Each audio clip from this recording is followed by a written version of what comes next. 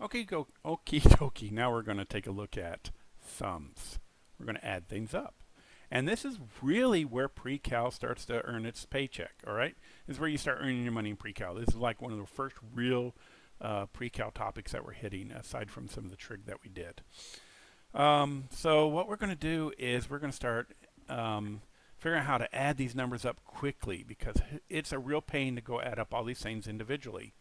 So we have some formulas to work with, and our first formula is the sum of the nth term is equal to n over 2 times the sum of the a sub 1, and the last term, first term and last term.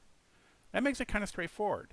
So what happened was, well, a long time ago, this guy called Gauss, he was another Swiss.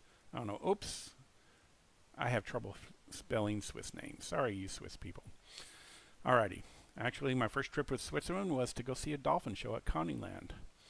Let's see. Well, basically, his elementary teacher gave him a task to add up all the numbers 1 plus 2 plus 3 all the way to plus 100 and find out what the sum was. Well, he did it so fast because what he did was something like this. 1 plus 99 is equal to 100. 2 plus 98 is equal to 100, and so on. And he came up with a sum of series to, you take 100 divided by 2 and do 1 plus 100. And that was a very famous thing he did like 300 years ago. We're going to do the same thing that Gauss did. So we're going to take this as our a sub 1, and this is going to be our n, a sub n. So we need to find what this value is. So we're actually going to have to do a little bit of work here. We're going to have to find what our nth term is. So here we have d is equal to 12. We're going to do the exact same thing we did in the last video. We're going to find c as a sub 1 minus d, which is equal to negative 4. And now we can write our explicit formula. A sub n is equal to 12n minus 4. So let's find a sub 10. So that's 12 times 10 minus 4. And that's going to be 116. That's a sub 10. All right. We're going to need that, because now we're going to go and plug things into this formula right here, which I will do in purple or green, purple. All right, so n, how many terms do we have? 10. So we're going to do 10 over 2, because this is the sub of our first 10 terms.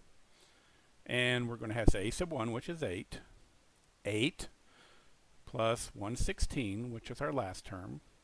And put that in the handy-dandy calculator. 5 times 224. Well, that equals to 620.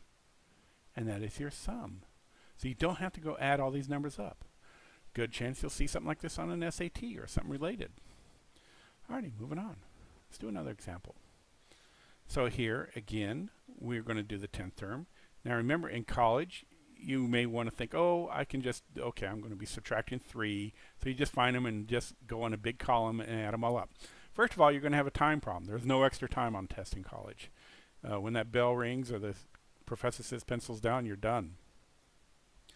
Secondly, it won't be n equal 10. It'll be n equals 63 or something like that. So, and it'll probably be, hopefully a problem like that, you would have a calculator. So let's go ahead and find our d is equal to negative 3. Therefore, c is equal to our first term minus d, which is equal to 43. That gives us our explicit as negative 3n plus 43. And let's find our a sub 10. Negative 3 times 10 plus 43 gives me a whopping 13. So let's go to our handy-dandy formula. Again, our formula is the sum is equal to n over 2. And we have 10 of them, so that's going to be 10 over 2. First term plus last term. So here we go. There's our last term. That's a sub 10.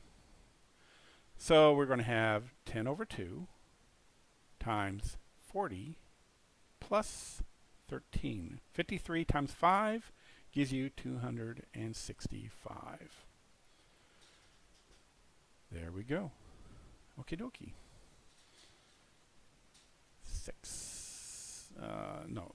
Next example. So here's our sigma notation. Okay.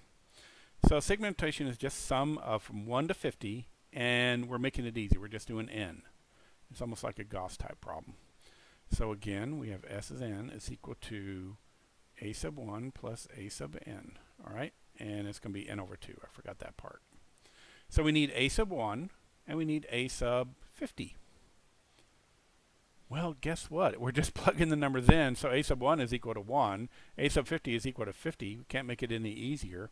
So here we go. 50 over 2 times 1 plus 50. So 51 times 25 is equal to a whopping 1275. We're going to make it more complex than that, but still, you can just plug it in and get your numbers. So sums are actually kind of on the easy side.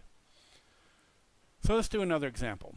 And again, we're going to need our a sub 1, and we're going to need our a sub 400. All right? And this is something you don't want to do by hand, by computing them all, so you definitely need to use the formula, which is n over 2, a sub 1 plus a sub n. Well, here we go. A sub 1 is just 2 times 1 minus 1, which is equal to 1. That makes it easy. And a sub 400 is 2 times 400 minus 1, which is equal to 799. Plug her in. So we're looking at 400 over 2 times 1 plus 799.